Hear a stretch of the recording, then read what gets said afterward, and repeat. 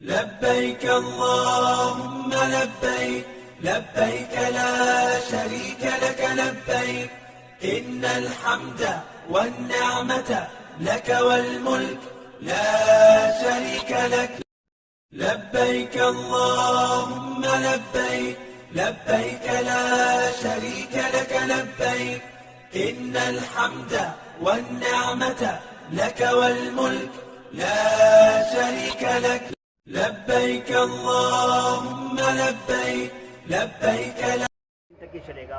और अब तक जो है कितने लोग यहाँ पर खाना खा चुके हैं और दिन में आज का जो है ये एंडिंग है, तो कितने लोग जो है यहाँ पर खाना खा रहे हैं।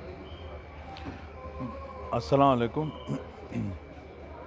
मैं पहले तो आज हज कैंप में हमारे कर्नाटक के बहुत बड़ी शख्सियत ज़बी साहब, जो हमारे कौम के बहुत बड़े बड़े कारनामे कर चुके हैं, हमारे ज़मीर साहब के बहुत ही ख़ास, उनको हमारे वॉलंटियर्स की तरफ से और हमारे हज कैंप की तमाम की तरफ से मैं उनको खैर व मक़दम करते हुए, हमारे सईद भी और हमारे वॉलंटियर्स पूरे हमारे साथ हैं।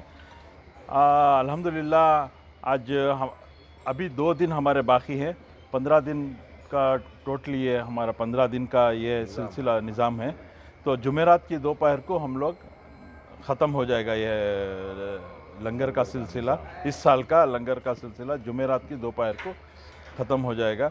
अल्हम्दुलिल्लाह रोज़ाना 30,000 लोग मिनिमम खाते हैं, उसके ऊपर ही हो रहे हैं, 30,000 के ऊपर ही हो रहे हैं। हम लोग 25,000 करके थे, लेकिन जो हिसाब से हमारा रोज़ चावल जा रहा है और हमारे वॉलंटियर्स जो खिदमत करके ये आ रहे हैं, और लास्ट एक 8 दिन से तो हमारे यहाँ बहुत सारे अतराफ़ के जितने भी कॉलेज के स्टूडेंट्स भी बहुत आ रहे हैं। तो इस वजह से मजमा जो हम 25,000 का मजमा पकड़ के चल रहे थे, उससे और ज़्यादा काफ़ी ज़्यादा हो गया।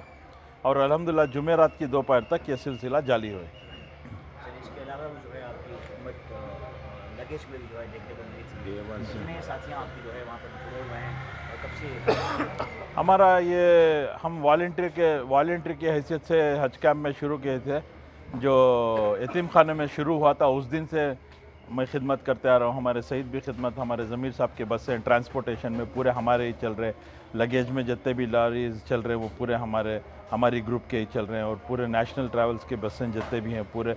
और डे 1 से जब से बेंगलुरु से हाजियों का सिलसिला शुरू हुआ अल्हम्दुलिल्लाह, तब से ये सिलसिला ज़मीर साहब का, हमारी पूरी ज़मीर साहब की टीम का अल्हम्दुलिल्लाह चल लेके है।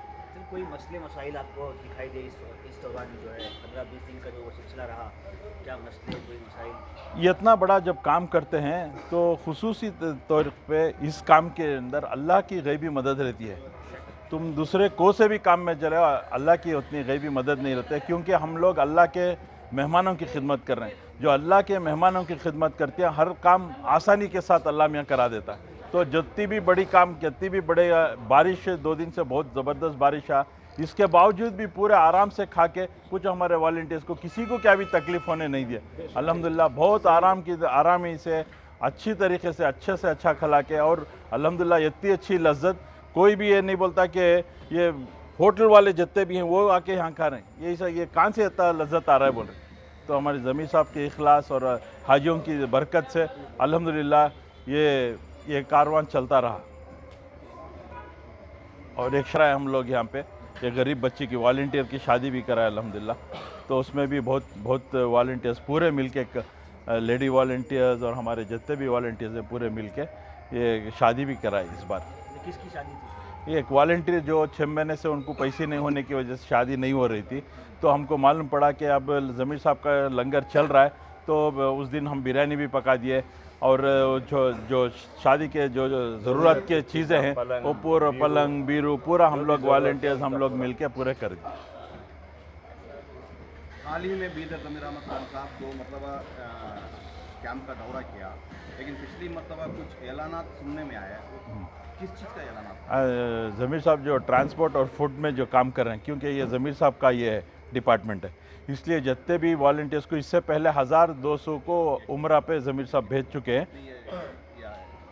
और इस बार भी दोनों तरफ फूड और ट्रांसपोर्ट में 500 से ज़ायद वॉलंटियर्स हैं, तो उनकी लिस्ट बनाओ, जो ऑलरेडी जा चुके हैं उनको छोड़ के जो फ्रेश जो काम करते आ रहे हैं, जिनको मौका नहीं मिला उम्रे को जाने का, तो उनको ज़मीर साहब इस बार बकरीद होते एक मन भेजता हूँ करके वादा करके। कितने वाले एक 500 से ऊपर जाएगा, 500 वॉलंटियर्स तक का बोल। इसमें मेल फीमेल भी है? हाँ दोनों भी। और पहले बोल दिया पूरे जितने भी हम 12 पकाती पका रहे हैं, पकाती के साथ हेल्पर्स उनको भी ज़मीर साहब लेके जाएंगे करके वादा किया। हर रोज़ जो है जब लोग यहाँ पर खाना खाते हैं तो जब खाना हो जाता है तो फौरन देगचा आ जाता है, ये किस तरह मेंटेन करते हैं आपके जो पकाती जो है ये रेडी रहता है पूरा हमारा। जैसे हम देखते हैं हमको अंदाज़ा हो जाता है कि खाना ख़त्म होता आ रहा है बोल के इमीडिएटली हम लोग सेकेंडों में अल्हम्दुलिल्लाह रेडी कर देते हैं। हमारे जबी भी बात करते हैं। पहली मर्तबा आप जो है बीदर ज़मीर अहमद खान साहब जो लंगर का इंतज़ाम हाजियों के रिश्तेदारों को और दूसरों को जो इंतज़ाम किया गया है, आप पहली मर्तबा आए, आपने अपनी आंखों से देखा, आपको एक मंजर कैसा लगा? ये हर एक मुसलमान के ज़िंदगी में हज को जाना एक बहुत बड़ा इमोशनल फीलिंग। इमोशनल इसलिए है कि हज एक 5 फ़र्ज़ में एक फ़र्ज़, और वो सबसे अहम जो भी सादे माल है वो हज को जाने का अल्लाह ने एक फ़र्ज़ बनाया है। और ये जो हज का जो सिलसिला है इसमें अब हमें देख रही कर्नाटक के हर एक कोने से लोग आए हैं। जो गवर्नमेंट क्या कर सक रही है, हज कमेटी, डिपार्टमेंट ऑफ हज, उससे भी ज़्यादा एक पैरेलल गवर्नमेंट जो कर सकती है वो काम हमारे इज़्ज़त माब वज़ीर जनाब बीज़ेड ज़मीर अहमद खान और उनकी टीम यहाँ से चंद कई सालों से हर साल ये खिदमत जो उनके है इसे बोलने के लफ्ज़ नहीं है। वो चाहे 3 वक्त का खाना हर दिन 30-35 हज़ार आदमी को 15 दिन भी हो, या वो बसेस फैसिलिटीज़ हो, वो उन्हों पावर में ही उन्हों पावर में नहीं ही बोल को कभी भी ये नहीं सोचे। वो हर ये वो एक कहावत है, दौलत सबके पास भी रहती है, दिल नहीं रहता। सो दिल आना दिल वालों का ये है। और जो अब यहाँ देख रही हमें लोग कर्नाटक के हर कोने से इधर लोग हैं, उनको खाने की बहुत बड़ी तकलीफ़ हो सकती थी। जो हमारे इज़्ज़त माब वज़ीर जनाब ज़मीर अहमद खान साहब और उनकी टीम और हमारे जुल्फ़िकार अहमद खान साहब टीपू भाई, उनके सदारत में, उनके इंचार्ज में जो ये 15 दिन का वॉलंटियर्स के साथ उनको जो इंचार्ज दिया है, बहुत इफ़ेक्टिवली, बहुत बेस्ट रकम से सईद भाई और सब जने भी बहुत बेस्ट रकम से कुछ भी एक भी इशू नहीं हुए जैसा जो इधर मेंटेन किए हैं उसको, इसे देयर आर नो वर्ड्स, बोलने के लफ्ज़ नहीं है। उनको अल्लाह इनको सबको भी जज़ाए खैर अता फरमान दे और उनके पूरे ख़ानदानों को ये जो खिदमत का अंजाम हो रहा है ये इसका बहुत ज़्यादा सवाब है इसका। अल्लाह सबको भी और ये सब कबूल फरमान दे और ताकत वाला बना दे। हमारे ज़मीर अहमद खान साहब को ये बात करते हुए ज़मीर भाई, आप तो एक एडवोकेट हैं, मैं यहाँ पे हक के हूँ। जब कांग्रेस हुकूमत आ गई है तो फिर सोशल मीडिया के अंदर जो है मुसलमानों के ख़िलाफ़ पहले बीजेपी के सपोर्ट में कुछ लोग जो है मुसलमानों के मज़हब के बारे में या नबी के बारे में या हज़रत टीपू सुल्तान शहीद रहमतुल्लाह अलैह के बारे में कहा करते थे। लेकिन हाल ही में हमारे दोस्त भी उस मकाम पर जाकर आए थे कि ला इलाहा इल्लल्लाह मोहम्मद रसूलुल्लाह सल्लल्लाहु अलैहि वसल्लम का जो एक खिता था वो एक रक्षणा सैनी कर्नाटक कुछ नहीं एक तंजीम का वो पनली वो होटल में जाके वो टोकरा निकाल कर बहुत गंदी बातों से जो है मुसलमानों का एक दिल को एक ठेस पहुंचाने की कोशिश की। जब हमने उसका फेसबुक चेक किया तो कुमार स्वामी के साथ है, देवेगौड़ा के साथ है, बहुत सारे जो जेडीएस के जो लीडरान हैं इनके साथ है।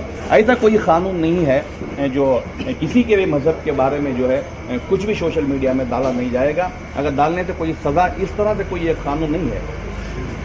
अभी सेक्शन 153 ये आईपीसी बोलता है कि creating enmity between groups on the basis of religion, on the basis of color, on the basis of class, ये जो है संगीन जुर्म है, ये नॉन बेलेबल ऑफेंस है।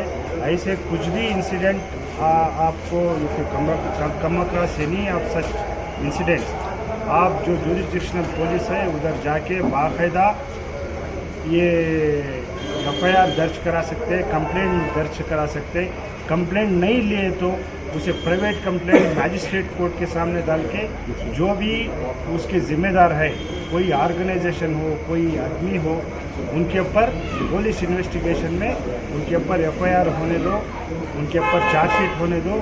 वो 4 साल 5 साल कोर्ट फिरने दो, तब ये छोड़ को देखो मोबाइल में आता है, देखो हमें उधर ही उसको ख़त्म नहीं करना, उसको एक लॉजिकल एंड को ले लेके जाना उनको के वो, ताकि उनको डर हो।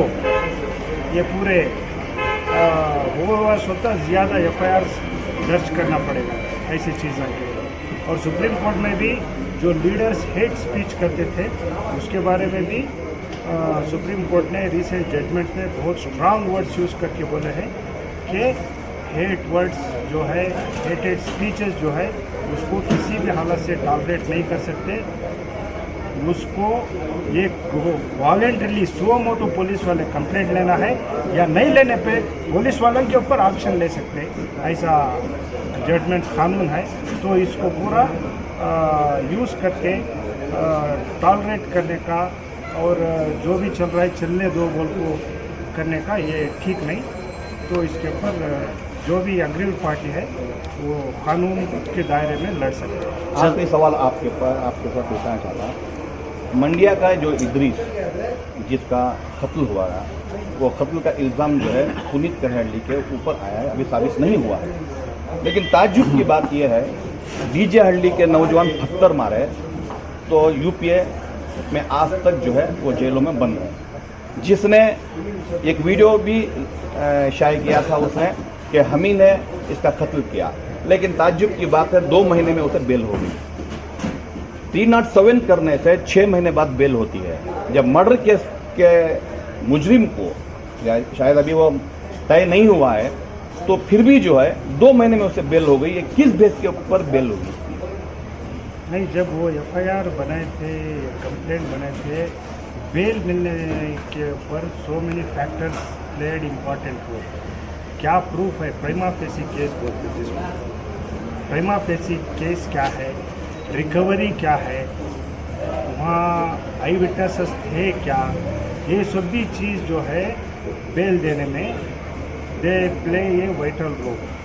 तो मेरे ख्याल से ये केस ऐसा था कि जहाँ कोई भी आई विटनेस नहीं थे, नंबर 1। नंबर 2, रिकवरी कुछ नहीं था।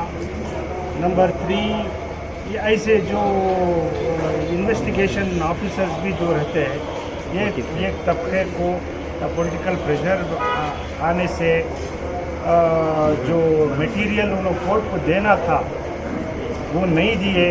तो ये पूरे चीज़ें बेल होने में they play vital role. Sir